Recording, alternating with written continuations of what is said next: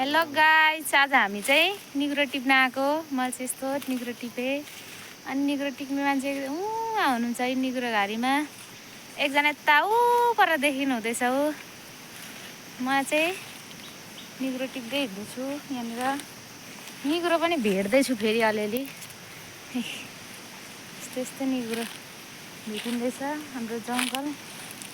यो चाहिँ त साथीहरू, हाम्रोमा सिस्नो आमामा चाहिँ सिस्नो घारीको बिचमा हुनुहुन्छ।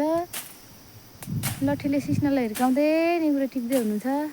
निग्रो चाहिँ एउटा पनि भेट्नु भएको छैन। तर हाम्रो जङ्गलमा यो दाउरा पनि यस्तो पाइन्छ होइन। तर हामी बोकेर लान सक्दैनौँ, हामी अलि अल्छी छौँ।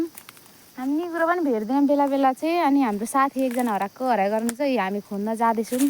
यहाँ चाहिँ दिदी आथा मलाई बारुलाले टोकेर बारुला अरे भन्न आएछ। थुक्क के भन्छ, ब्यागेले टोकेर मार्न आँटिसक्यो मलाई चाहिँ। हाम्रो जङ्गलमा चाहिँ यस्तो मजाको सिस्नो पनि पाइन्छ गाइजहरू होइन। अनि मलाई चाहिँ सिस्नोले पोलेर आज अचम्मै पारिसक्यो।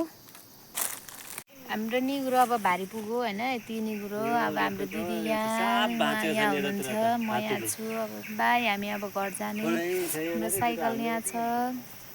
हामीले चाहिँ अब निग्रो पुऱ्याइसक्यौँ।